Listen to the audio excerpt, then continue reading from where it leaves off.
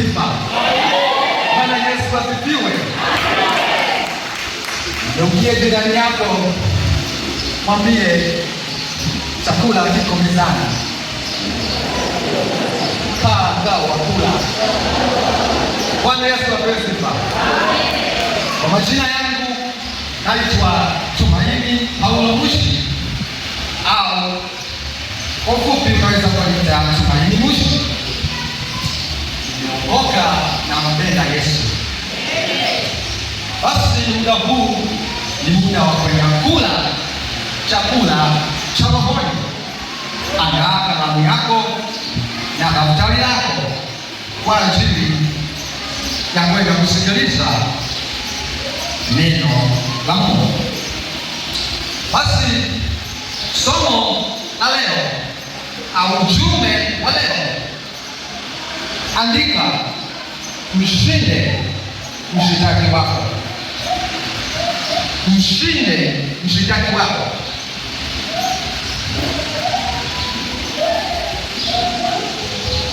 Mshinde mshitaki wako.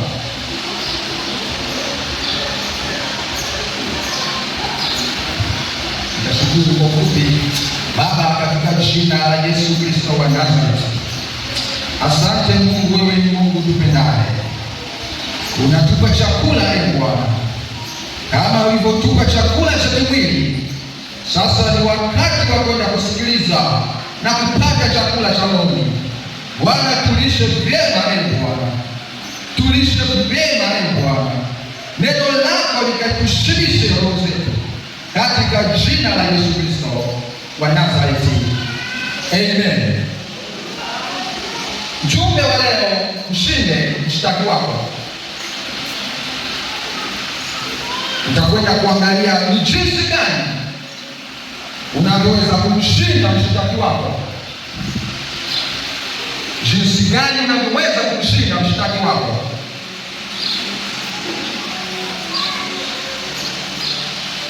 Na ni kwa jinsi gani anakushitaki. Na ni kwa jinsi gani unapaswa kujilinda naye. Mshinde mshtaki wako. Watu watakatifu tuliookoka, yupo mshitaki ambaye anakushitaki siku zote, ambaye anakushitaki mara zote.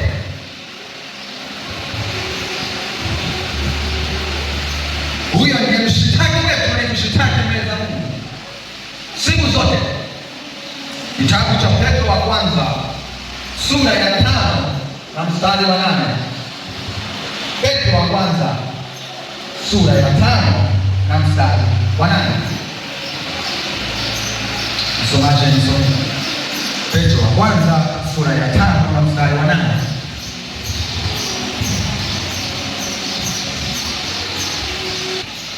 Petro wa kwanza sura ya 5 na mstari wa 8. Moe na kiasi na kukesha, kwa kuwa mshtaki wenu Ibilisi kama simba au ngurumaye zunguka akitafuta mtu ammeze. Bwana Yesu apewe sifa. Na kukesha kwa maana mshitaki wenu Ibilisi, mshitaki wenu ni kama simba ngurumaye akizunguka huku na huko ulimwenguni kote, apate mtu wa kummeza. Shetani ndiye mshitaki wetu, anayetushitaki watakatifu,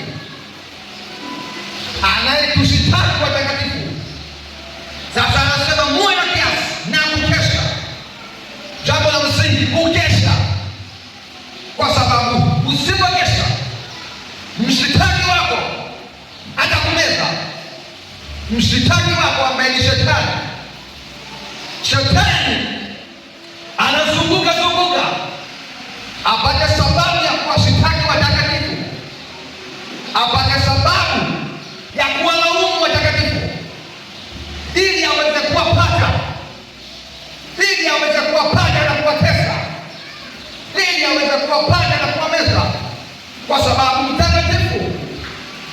amezingirwa na ulinzi wa Mungu, amezungushiwa wigo wa ulinzi na Mungu, hivyo ibilisi hawezi kumpata mpaka mtakatifu huyu atakapotenda dhambi, atakapoacha utakatifu, ulinzi wa Mungu utakapoondoka, ndipo shetani anapata nafasi ya kumkamata na kummeza. Sasa anasema muwe na kiasi na kukesha. Kukesha maana yake ni kuendelea kukaa katika utakatifu. Yesu alisema kesheni basi, maana yake endelea kutunza utakatifu. Sasa anasema muwe na kiasi na kukesha. Ndio jambo la msingi, kesha, kwa sababu mshitaki wako ni kama simba ngurumaye, anakutamani, anakutaka, lakini hawezi kukumeza kwa sababu umezingirwa na ulinzi wa Mungu. Umezingirwa na ulinzi wa Mungu. Kwa jambo la kwanza, anataka kutoe katika ulinzi. Anataka uache kukesha, uache utakatifu, ili ule ulinzi wa Mungu uondoke, ubaki mwenyewe bila ulinzi, ili apate nafasi ya kukumeza, ili apate nafasi ya kukumeza. Usumbuka huko na huko ulimwenguni kuwatafuta wenye haki, kuwatafuta watakatifu, kuwatafuta watoto wa Mungu. Wale ambao hawajaokolewa ni watoto wa ibilisi, wale ni wake.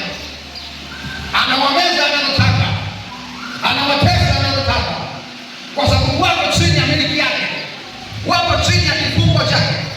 Lakini mtu aliyeokoka amehamishwa, ametoka katika utawala wa shetani, ameingia katika utawala wa nuru. Kwa hiyo hayuko katika chini yake. Ndio hao shetani anaowatafuta, anazunguka kuwatafuta wenye haki, kuwatafuta watakatifu, ili aweze kuwameza, lakini hawezi, kwa sababu umezungukwa na ulinzi wa Mungu. Kwa hiyo ili akupate, anahakikisha kwanza uache utakatifu, kwanza umeacha utakatifu, kwa sababu amejua utakatifu utakapoondoka katika maisha yako na ulinzi wa Mungu unaondoka, na kwa sababu ulinzi wa Mungu unaondoka, amepata nafasi ya kukamata, amepata nafasi ya kukesha. Uwe na kiasi na kukesha. Kesha, kwa sababu usipokesha, huyo mshitaki wako atakupata upesi na kukumeza na kukutesa atakavyo. Kwa jambo la kwanza, shetani anatuhakikisha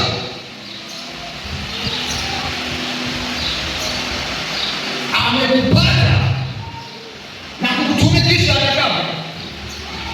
Ni wewe kuondokana na ulinzi, na ndicho anachokitaka hicho. Utende dhambi, ulinzi wa Mungu uondoke, apate nafasi ya kukutesa, apate nafasi ya kukumeza. Na utazama mtumishi mmoja anaitwa Ayubu, katika kitabu cha Ayubu sura ya kwanza mstari wa 6, mstari wa kwanza. Ayubu sura ya kwanza mstari wa 6 mpaka 12. Ayubu 1:6 mpaka 12. Inasema, Ayubu sura ya kwanza na mstari wa kwanza mpaka 12. Palikuwa na mtu katika nchi ya Uzi. Ayubu 1:6 mpaka 12. Mstari wa 6 linasema, ilikuwa siku moja ambayo hao wana wa Mungu walikwenda kujihudhurisha mbele za Bwana. Shetani naye akaenda kati yao. Bwana akamuuliza Shetani, umetoka wapi wewe? Ndipo Shetani akamjibu Bwana na kusema, natoka katika kuzunguka duniani na katika kutembea huku na huku humo. Kisha Bwana akamuuliza Shetani, je, umemwangalia huyo mtumishi wangu Ayubu? Kwa kuwa hapana mmoja aliye kama yeye duniani, mtu mkamilifu mkamilifu na mwelekevu, mwenye kumcha Mungu na kuepukana na uovu. Ndipo Shetani akamjibu Bwana kusema, je, Ayubu yuamcha Bwana yule? Wewe ukumzingira kwa ukingo pande zote, pamoja na nyumba yake na vitu vyote alivyo navyo. Kazi za mikono yake umezibarikia, nayo mali yake imeongezeka katika nchi. Lakini nyosha mkono wako sasa, uyaguse hayo yote aliyo nayo, naye atakukufuru mbele za uso wako. Bwana akamwambia Shetani, tazama, yote aliyo nayo yamo katika uwezo wako, lakini usinyoshe mkono wako juu yake yeye mwenyewe. Basi Shetani akatoka mbele za uso wa Bwana. Amen. Siku moja Bwana akamwona Shetani, akamuuliza, unatoka wapi wewe? Akasema, natoka huko duniani kuzunguka zunguka. Kwa sababu huzunguka zunguka akitafuta mtu apate kummeza. Akamwambia, unamuona mtumishi wangu Ayubu, mtu mkamilifu, lakini kuna kitu kimoja Shetani anakidai pale, anasema si kwa sababu umemlinda, si kwa sababu umemzingira. Kwa maana ya kwamba Shetani kitu cha kwanza anachokitaka ni ulinzi wa Mungu uondoke, kwa sababu umemlinda. Pointi ya kwanza kabisa, anahakikisha mtu huyu ulinzi wa Mungu umeondoka, ili apate sababu ya kumtesa, ili apate sababu ya kumtesa. Anakuchochea kwa majaribu, kwa sababu lengo lake anataka kutende, na kwa sababu lengo la jaribu anataka akuangushe katika dhambi, akuangushe uache utakatifu, kwa sababu anajua anapoacha utakatifu amekupata. Lengo ni katika kuondoa ulinzi wa Mungu. Anasema ni kwa sababu umemzingira, kwa sababu umemlinda.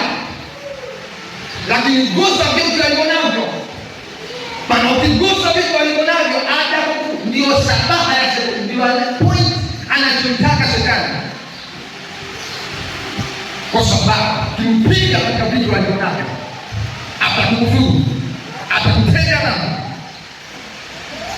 atakutega dhambi, atakutega dhambi. Kwa hiyo ili ahakikisha kwamba wewe umekuwa mali yake ya kukunyanyasa, kitu cha kwanza anakuchochea kwa majaribu, na lengo la kukuchochea kukupamanisha, kukupelekesha ili uweze kumpenda nani? Mungu, ili aweze kukupata, ili aweze kukupata. Atakuchochea kwa majaribu kama alivyokuchochea Ayubu, akamchochea Ayubu. Shabaha yake Ayubu atende dhambi, shabaha yake Ayubu aanguke katika dhambi. Tusome Ayubu 2 mstari wa kwanza mpaka 3. Tena kulikuwa na siku hao wana wa Mungu walipokwenda kujihudhurisha mbele za Bwana, Shetani naye akaenda kati yao ili kujihudhurisha mbele za Bwana. Bwana akamuuliza Shetani, umetoka wapi? Shetani akamjibu Bwana kusema, natoka katika kuzunguka zunguka duniani na katika kutembea huku na huku. Bwana akamuuliza Shetani, je, umemwangalia wewe mtumishi wangu Ayubu? Kwa kuwa hapana mmoja aliye kama yeye duniani, mtu mkamilifu na mwelekevu, mwenye kumcha Mungu na kuepukana na uovu. Naye hata sasa anashikamana na utimilifu wake, ujapokuwa ulinichochea juu yake ili nimwangamize pasipo kuwa na sababu. Amina.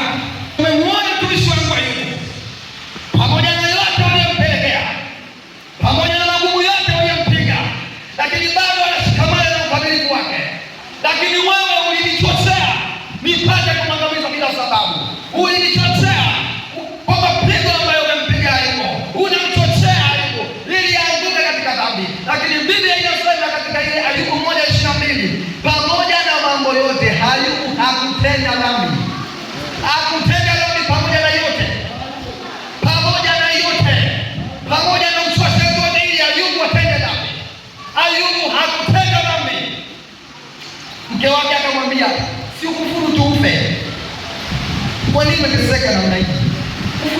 nife. Ayubu akamjibu kwamba na wewe unajibu, unaongea kama mwanamke mpumbavu, unazungumza kama mwanamke mpumbavu kwamba nitende dhambi nife. Kwa nini niteseke namna hii? Ndio shabaha ya Shetani, tende dhambi, akumeze, akukamate, anakuchochea kwa majaribu. Lakini Biblia inasema kwamba Shetani ni kama simba agurumaye akitafuta mtu apate kummeza. Lengo lake si kumwogopa Shetani, lengo lake si kumwogopa Shetani, kwa sababu Shetani kwetu hana kitu, alikwisha shindwa. Bwana Yesu alikwisha mpiga akashindwa. Na ikiwa Mungu yuko upande wetu, ni nani aliye juu yetu? Nani aliye juu yetu? Lakini neno la Mungu linataka uwe makini, na ndio maana linasema uwe mwenye kukesha,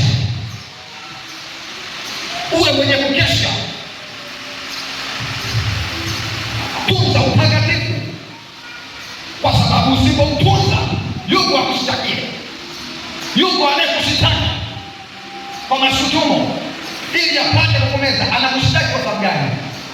Ili apate uhalali wa kunyanyasa na kukutesa, kwa sababu unapokuwa kwenye haki, unapokuwa mtakatifu, Shetani hana huo uhalali. Kwa hiyo anakushitaki pale unapokosea, pale unapotenda dhambi, ili apate uhalali wa kukumiliki na kukutesa. Sasa uwe makini, ukeshe, kwa sababu huyo mshitaki wako Ibilisi ni kama simba agurumaye akizunguka huku na huku akitafuta mtu wa kumeza. Shetani ndiye anayewashitaki watakatifu. Lakini unapokaa katika maisha ya ukamilifu mbele za Mungu, mashitaka ya Shetani ni bure.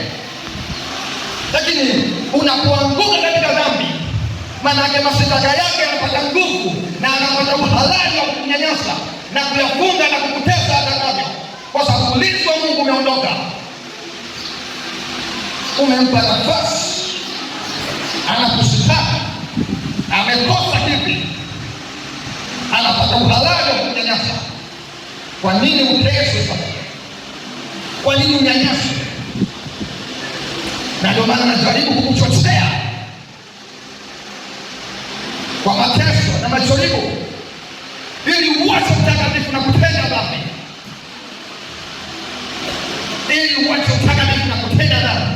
Biblia inasema katika kitabu cha Yakobo 1:2, furahini mnapoanguka katika majaribu. Furahi. Unajua, unapokuwa katika jaribu na unafurahi, Shetani unamchanganya vibaya mno. Anashindwa kukuelewa wewe ni mtu wa namna gani, huyu ni mtu wa namna gani, pamoja na gumu hili anayopitia, lakini moyoni mwake ana furaha, ana amani. Wakati watu wa kawaida, watu wasio na Mungu, wanapofikwa na magumu, wanapofikwa na mabaya, wanakata tamaa. Anasema nimekwisha, nifanye nini sasa? Siwezi tena, nimekwisha. Lakini mtu wa Mungu unapoanguka katika majaribu, Biblia inasema furahi. Unapofurahi anashangaa, ni mtu wa namna gani? Ni mtu wa namna gani huyu? Ni mtu wa namna gani? Kwa sababu unaponung'unika, anasema yes, ninampata, kwa sababu shabaha yake ni kukuleta hapa uanguke, ni kukuchochea kwa magumu, kukuchochea kwa majaribu ili uanguke. Na unapoanza kunung'unika, unapoanza kuteseka, anasema sasa ninampata. Lakini unapofurahi, Biblia inasema hesabuni kuwa ni furaha mnapoanguka katika majaribu. Anajiuliza, huyu ni mtu wa namna gani? Hata nguvu ya kumpanda kumleta hapa katika dhambi haipo, matumaini hayapo tena. Anakushangaa, ni mtu wa namna gani? Mtu wa namna gani? Yeye ni mshitaki, amewashitaki watakatifu. Ni mshitaki, anakushitaki. Na ndio maana, kwa sababu anakushitaki, tuwe makini, tuwe watakatifu, ili asipate mashitaka yake, asipate nguvu ya kutupata.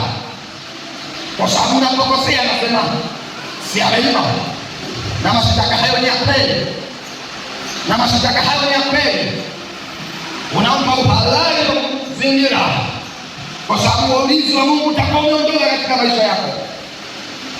Kwa makini, kesho katika mshitaki wako ni kama simba ngoma ya kutafuta mtu mmoja. Hebu tuje kumwangalia shetani jinsi anavyowashitaki watu wa Mungu katika kitabu cha Zekaria 3:1 mpaka 4. Zekaria 3:1 mpaka 4. Zekaria sura ya 3 na mstari wa 1 mpaka 4. Kisha akanionyesha Yoshua kuhani mkuu amesimama mbele ya malaika wa Bwana, na shetani amesimama mkono wake wa kuume ili kushindana naye. Bwana akamwambia shetani, Bwana na akukemee ewe shetani, naam Bwana aliyechagua Yerusalemu na akukemee. Je, ikisikika kilichotolewa motoni? Basi Yoshua alikuwa amevaa nguo chafu sana, naye alikuwa akisimama mbele ya malaika. Naye huyo akajibu akawaambia wale waliosimama mbele yake akisema, mvueni nguo hizi chafu zenye uchafu. Kisha akamwambia yeye, tazama nimekuondolea uovu wako, nami nitakuvika mavazi ya thamani nyingi. Katika maono akaonekana kuhani Yoshua akienda mbele za Mungu, na shetani akasimama kushindana naye. Shetani akasimama kushindana naye.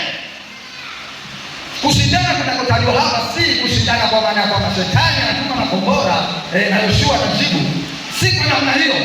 Kushindana kunakotajwa hapa ni kushindana kwa maneno, kumshutumu kwa tafsiri mbalimbali. Hili linasema akashindana naye, shetani akasimama kushindana naye, wanasema accuse. Accuse maana yake ni kushutumu au kumtuhumu. Shetani akasimama kumtuhumu, akasimama kumshitaki Yoshua. Kwa sababu gani? Yoshua alionekana amevaa mavazi machafu, alionekana amevaa mavazi machafu, na mavazi machafu yanamaanisha unajisi au dhambi au uovu. Vazi safi maana yake ni utakatifu. Sasa Biblia inasema katika maono akaonekana kwa Yoshua amesimama mbele za Mungu, lakini mavazi yake ni machafu, maana yake ana dosari, na shetani akasimama kwa sababu hiyo ili amshitaki, amshambulie kwa maneno, amshambulie kwa mashtaka, kwa sababu ana mavazi machafu. Lakini Biblia inasema ya kwamba mvueni Yoshua na mavazi machafu, mvikeni mavazi safi, maana yake mtakaseni. Na kuanzia hapo mashtaka ya shetani yametupiliwa mbali, kwa sababu sasa Yoshua ametakaswa, ametakaswa. Shetani akasimama kumshambulia Yoshua kwa sababu ya mavazi machafu, kwa sababu ya unajisi umeonekana. Yeye ndiye mshitaki anayewashitaki watakatifu.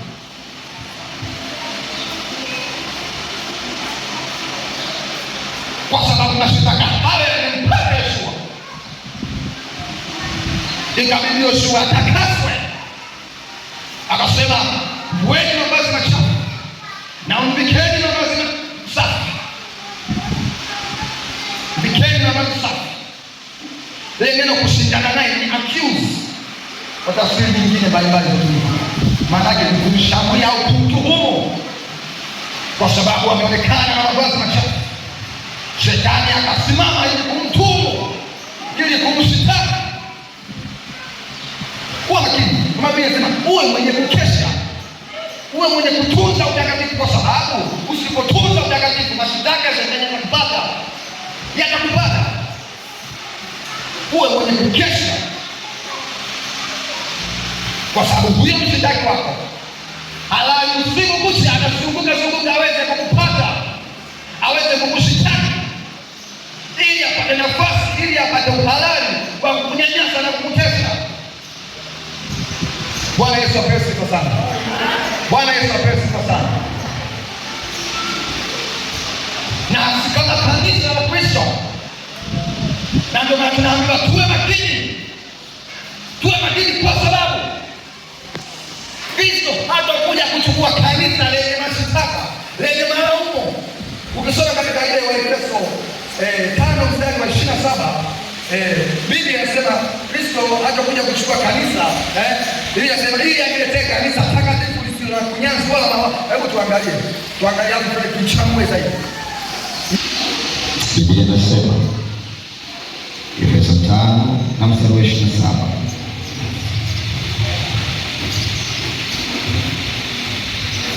apate kuliletea kanisa tukufu lisilo na ila wala kunyanzi wala lolote kama hayo, bali liwe takatifu lisilo na mawaa.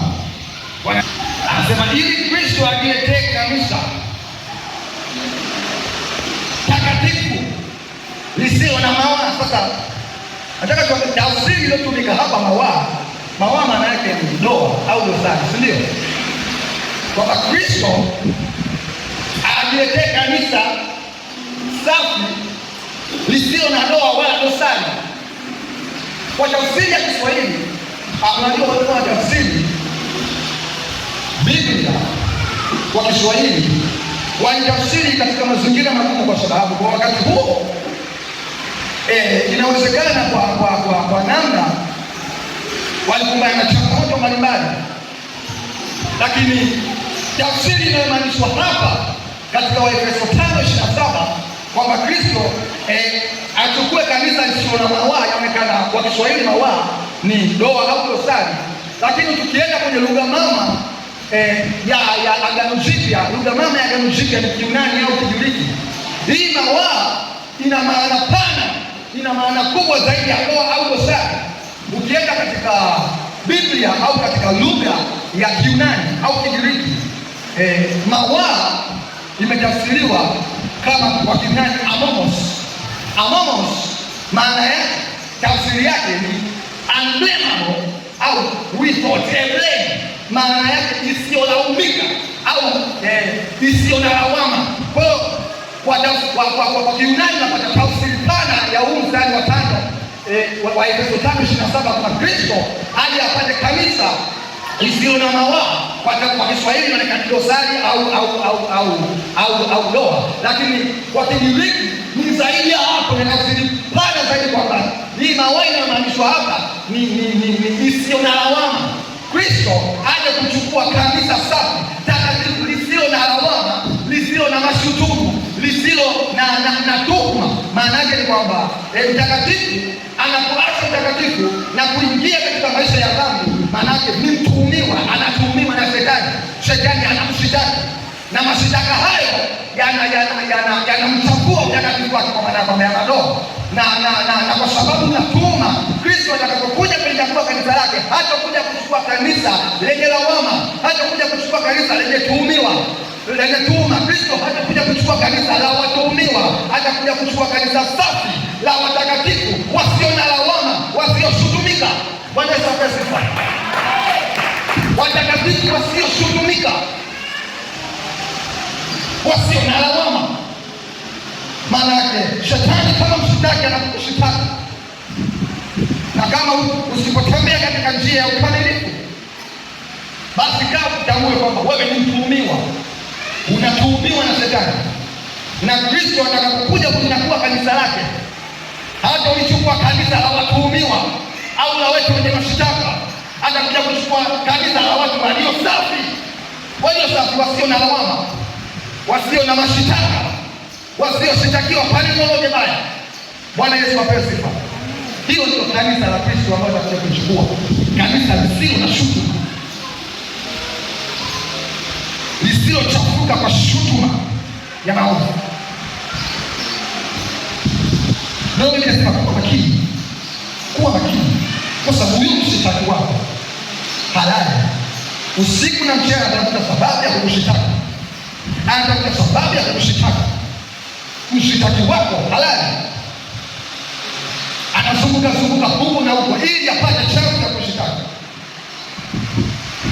Kuwa makini, tuwe makini, kwa sababu ukisomea ukasinzia, ukalala, usipokesha, ukapoteza utakatifu, mashitaka yamekupata, na kwa sababu mashitaka yamekupata, unatuhuma, unatuhumiwa na Kristo. Hata kuja kuchukua kanisa limetuuma, hata kuja kuchukua kanisa lenye lawama, hata kuja kuchukua kanisa lenye lawama, atakuja kuchukua kanisa lisilo na lawama, without a blame, lisilo na shutuma. Bwana Yesu asifiwe. Bwana Yesu asifiwe. Tuangalie kati ya kile katika waraka wa kwanza wa Yohana sura ya 2 na mstari wa kwanza. Waraka wa kwanza wa Yohana sura ya 2 na mstari wa kwanza. Biblia inasema, waraka wa kwanza wa Yohana sura ya 2 mstari wa kwanza: watoto wangu wadogo, nawaandikia haya ili kwamba msitende dhambi.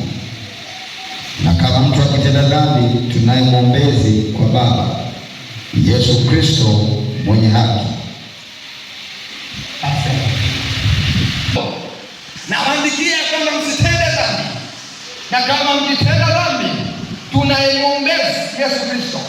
Sasa nataka uangalie tena hapa anaposema msitende dhambi, lakini kama mkitenda dhambi, tunaye mwombezi, Yesu Kristo.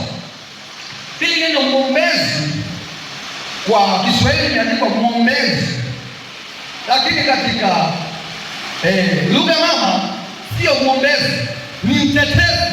Kwa maana kama anasema watoto wadogo nawaandikia msitende dhambi, lakini kama mtu akitenda dhambi, tunaye mtetezi. Imeandikwa advocate. Advocate. We have an advocate, Jesus Christ. Tunaye mtetezi. Katika nyanja za kisheria kuna pande mbili, upande wa mashtaka na upande wa mshtakiwa. Yule mwanasheria au wakili aliyoko katika upande wa mashtaka ambaye anakushitaki anaitwa prosecutor. Prosecutor maana yake ni mshitaki. Sasa shetani ni mshitaki, ni prosecutor anayekushtaki wewe. Neno prosecutor sio geni. Mmenisikia mara kadha wa kadha. Prosecutor ni mshitaki. Sasa shetani ni mshitaki anayekushtaki, prosecutor. Lakini Yesu ni advocate, maana ni mtetezi. Katika mahakamani kuna upande wa mshtakiwa na upande wa mwendesha mashtaka. Ule upande wa mashtaka, yule wakili ambaye anashutumu, anashtaki ili huyu mtuhumiwa aweze kufikwa na hatia au pengine aweze kupata adhabu na kifungo, huyu ni prosecutor anayeshtaki. Na yule wakili wako ambaye anakutetea ili uweze kuachiwa huru au upunguziwe adhabu, yule ni advocate, anakutetea wewe. Kwa hiyo kuna prosecutor na advocate wanashindana. Sasa Yesu ni advocate, anaposema watoto wadogo nimewaandikia msitende dhambi, lakini mtu akitenda dhambi tunaye mwombezi. Hii mwombezi kwa tafsiri yake tunaye mtetezi, Yesu Kristo, kwa maana ya kwamba mtu huyu ambaye unajisi umemchafua na ameshutumiwa na mashitaka ya shetani. Shetani anamshitaki, lakini mtu huyu anapotubu, anapoungama, anapoomba rehema, anasema Bwana Yesu nisamehe, Bwana Yesu nirehemu, Bwana Yesu ninatubu. Anasimama mtetezi, anasimama Yesu Kristo, yale mashitaka ya shetani anayatupilia mbali, anasema mimi niliamua kumsamehe. Wewe ambaye unamshitaki shetani, mtu huyu ametubu, mtu huyu ameungama, kwa sababu mimi ni mtetezi, naamua kumsamehe, naamua kumsamehe, naamua kuyafutilia mbali mashitaka yake. Bwana Yesu asifiwe. Tunaye mtetezi, tunaye mtetezi, Yesu Kristo. Bwana Yesu asifiwe. Mshitaki shetani anakushitaki, anakushitaki, anakushitaki, lakini Mungu anasema utakaporudi kwake na kutubu, utakaporudi kwake na kunyenyekea, tambua ya kwamba mashitaka hayo yamekupata na anakutuhumu ili yakupate. Anasema huyu ni wa kwangu kwa sababu ametenda dhambi, kwa sababu ametenda dhambi shetani anakushitaki. Lakini Lakini unapotubu na kusema sasa basi, sasa nageuka, yatosha sasa, unaponyenyekea mbele za Mungu, Bwana Yesu anakurehemu, atakufutia mashitaka yote. Bwana Yesu asifiwe. Bwana Yesu asifiwe. Kwa hiyo Biblia katika kitabu cha Petro wa kwanza 5 na mstari wa 8 anasema huyo mshitaki wenu anazungumza kwa sababu ili akupate, ili aweze kukumeza, lakini ili uwe salama ni kuendelea kukaa katika njia kamilifu, kuendelea kukaa katika utakatifu, kuendelea kuishi maisha ya kumpendeza Mungu. Maana utakapoishi maisha ya kumpendeza Mungu, wewe ni mwenye haki na Mungu amekuzingira. Huyo shetani hana uhalali wote wa kupata, hana uhalali, hana uhalali, hana uhalali. Hebu tusome katika kitabu cha Luka 22 mstari wa 31 mpaka 32. Luka 22 mstari wa 31 mpaka 32. Biblia inasema, Luka 22:31-32, akasema, Simoni, Simoni, tazama shetani anawataka ninyi apate kuwapepeta kama vile ngano, lakini nimekuombea wewe ili imani yako isitimike, nawe utakapoongoka waimarishe ndugu zako. Amen. Simoni, wakati ule ambao Bwana Yesu anakaribia kukamatwa, anakaribia kwenda kuteswa msalabani, akawaambia ya kwamba shetani amewataka katika ulimwengu wa roho, amewataka ili apate kuwapepeta kama ngano. Maana yake amewaomba ili awe na uhalali wa kuwapata wanafunzi wa Yesu, awatawanye na kuwapepeta kama ngano. Unajua ni kwa sababu gani? Shetani alitumia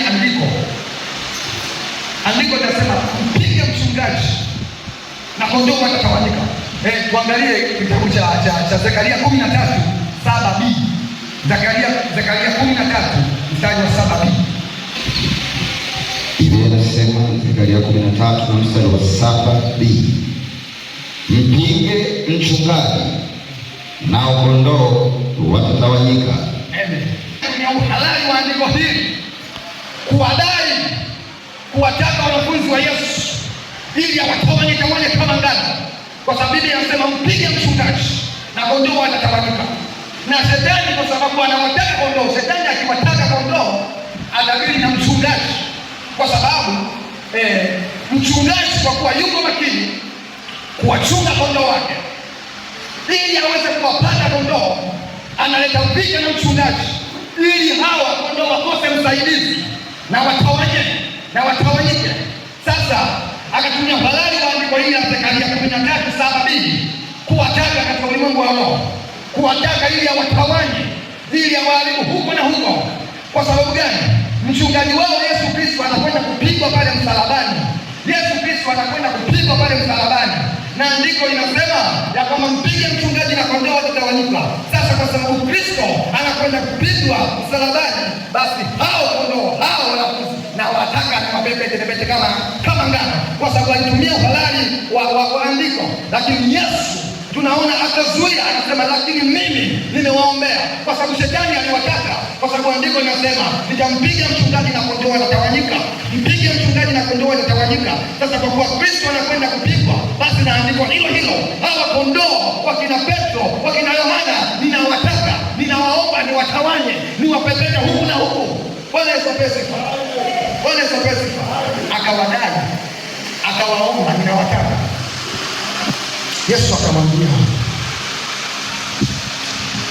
ushindwe, kwa maana akasema lakini mimi nimewaombea, kwa sababu shetani aliwataka awapepete kama ngano, awatupe huku na huku, hawaharibu kabisa, akitumia andiko kwamba mpige mchungaji na kondoo watatawanyika. Kwa sababu Kristo anapigwa pale msalabani, basi kondoo hao shetani akataka awalalue kama ndivyo inavyosema.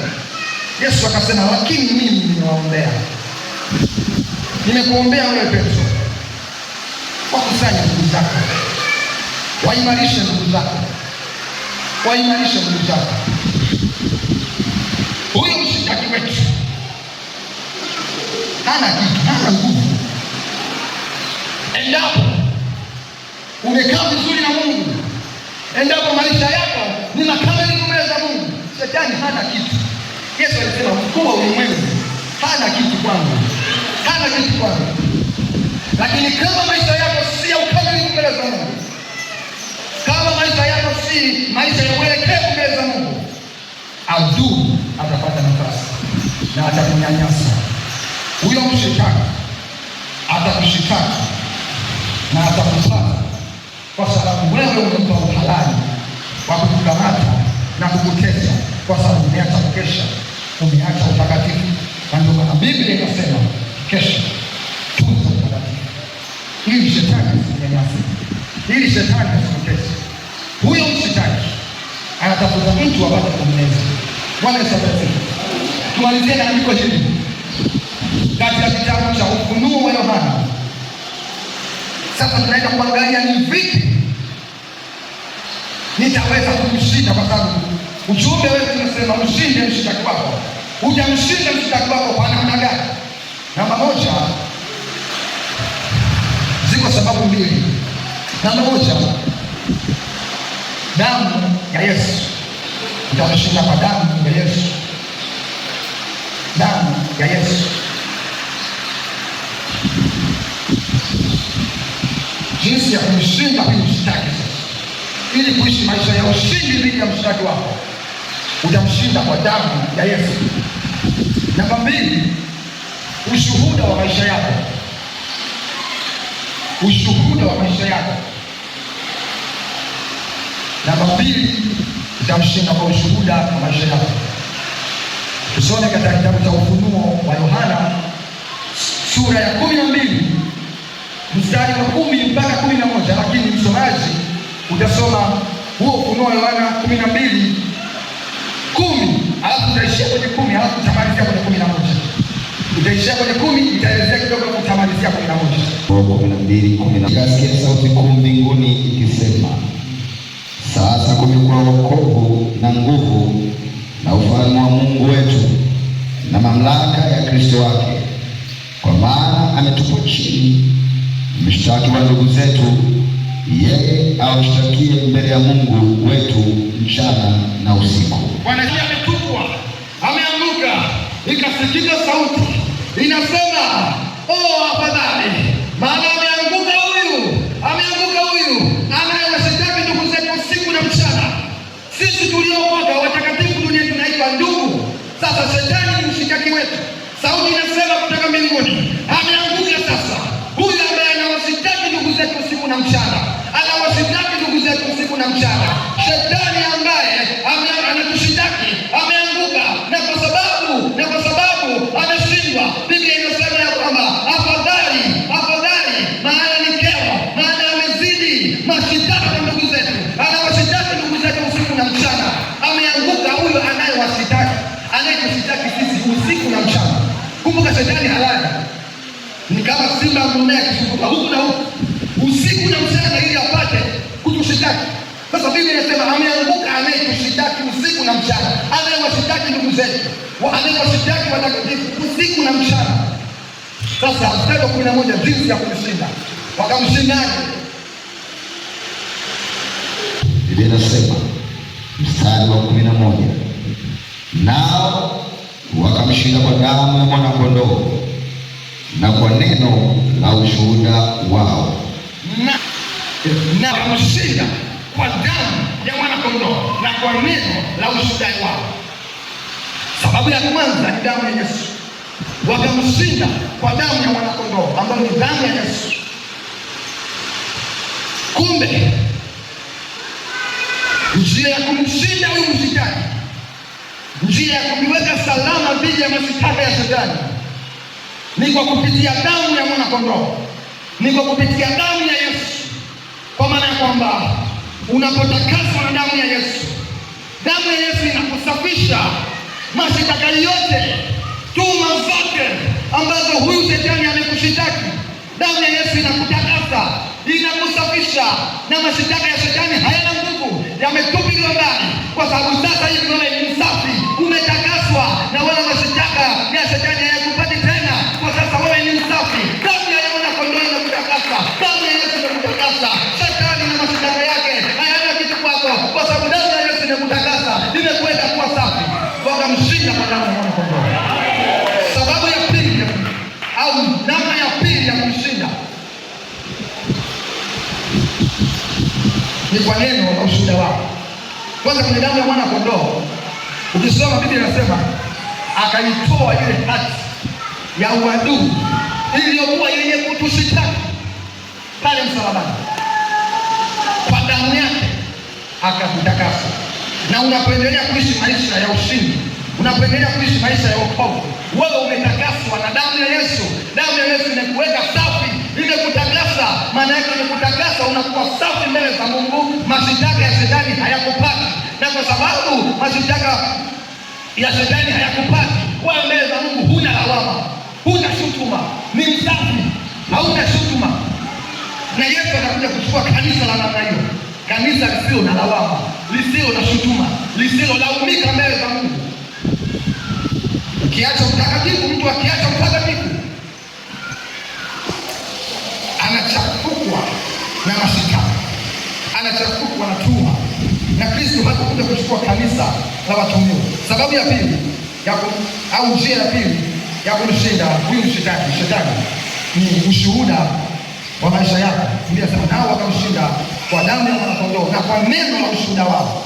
Ushuhuda unaotajwa hapa sio ushuhuda wa kushuhudia kwamba Bwana Yesu apewe sifa, Mungu amenipa mtoto. Sio ushuhuda huo. Ushuhuda huo ni kweli unamwaibisha shetani. Mungu anakutendea, pengine amekupa kazi, amekupa mtoto, amekupa gari. Unaposhuhudia unamwaibisha shetani, unamwaibisha shetani. Lakini kumshinda shetani kunakotajwa katika Ufunuo hii 12:11 ni mwenendo wa maisha yako, ushuhuda wa maisha yako. Maisha yako, ushuhuda wako mbele za Mungu ukoje, na ushuhuda wako mbele za wanadamu ukoje? Kwamba je, ushuhuda wako ni safi mbele za Mungu? Kwa sababu gani? Unapokaa katika maisha ya ukamilifu mbele za Mungu, unapokaa katika maisha ya utakatifu mbele za Mungu, ushuhuda wako unajieleza kuwa ni safi, hauna madoa, hauna lawama, hauna uchafu wa namna yoyote, hauna dhambi. Ushuhuda wako ni safi mbele za Mungu, na wanadamu pia mbele zao ushuhuda wako unakushuhudia kwamba mtu huyu maisha yake ni maisha ya uelekevu, ni maisha ya ukamilifu. Kwa maana ya kwamba shetani ili akupate na mashitaka anatakiwa sasa hakikisha kwamba wewe unatembea katika njia isiyofaa. Sasa kama umekaa katika maisha ya ukamilifu, maana yake mashitaka hayo hayakupati, atakutafuta katika meli mzinzi, hakuoni, kwa sababu wewe maisha yako ni ya utakatifu. Atakapokutafuta katika ulevi ili apate sababu ya kukushitaki, hawezi kukushitaki kwa sababu wewe maisha yako ni ya ukamilifu.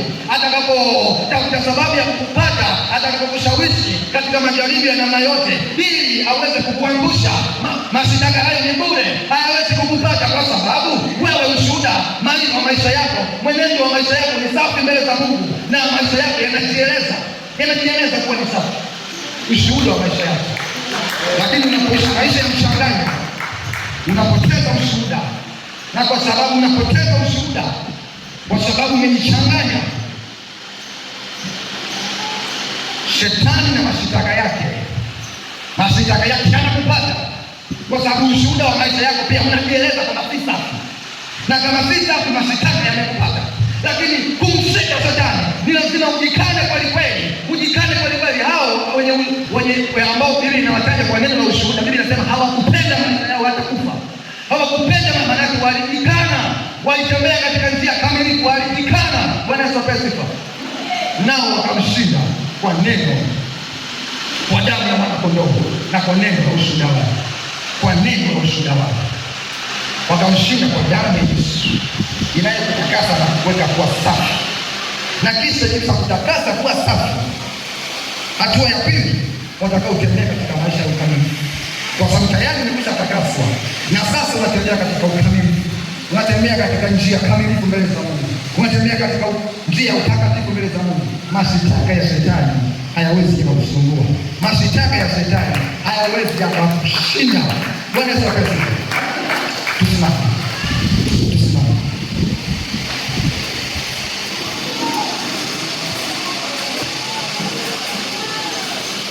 Tunamjua huyo msitaki wetu, ibilisi shetani, anayetushitaki. Lakini kumbe tukitembea katika maisha makamilifu, Biblia inasema tutaweza kumshinda. Tutamshinda tukitembea katika njia ya utakatifu. Kama damu ya Yesu imetusafisha, imetutakasa na kutuondolea mashitaka yote, hatuna lawama tena. Basi hadi hapo ulipo, au waweza kusogea mbele. Biblia inasema tujitakase kila itwapo leo. Kila itwapo leo. Kwa nini ujitakase kila itwapo leo? Usiruhusu unajisi ukakupata. Ndio maana mtakatifu anakutakasa kila itwapo leo, ajiweke kuwa safi kila itwapo leo, ili unajisi usipate nafasi ya kukuganda, kwa sababu utakapokuganda unajisi, unakuwa unatoa nafasi kwa shetani kukushitaki. Bwana Yesu asifiwe. Karibu.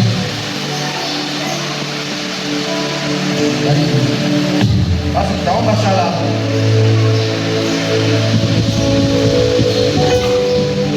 ya kujitakasa mbele za Mungu,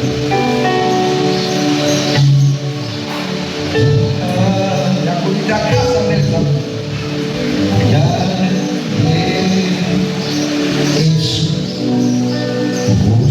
Sababu hakuna atakayeona asipokuwa nao huo utakatifu. Jitakase pale ulipo, endelea kujitakasa kwa sababu umetakaswa. Lakini mtakatifu anapaswa kujitakasa kila itwapo leo, ili asikuwe nafasi kwako, ili asikuwe nafasi ya kupata mashindano. Baba, katika jina la Yesu Kristo, asante Mungu wa mbinguni, kwa sababu wewe ni Mungu unayetupenda. Bwana Yesu, ulisema uwatakasa kwa ile kweli, neno lako ndio kweli. Asante kwa sababu umetufundisha Bwana, umetufundisha tukae katika maisha ya ukamilifu, kwa sababu yuko anayetushitaki adui ni kama simba ngurumaye, akitafuta mtu apate kummeza. Ee Bwana mabwana, tunakushukuru kwa sababu wewe ni Mungu unayetupenda. Tunakushukuru kwa sababu damu yako imetutakasa, imetuondolea mashitaka yote ya adui, inaendelea kutakasa kila itwapo leo. Damu yako imetusafisha kila itwapo leo. Nasi ee Bwana, tutakase ee Bwana, tusafishe ee Bwana maisha yetu ya utakatifu. Bwana, tupe nguvu ya kuendelea kuishi maisha ya utakatifu.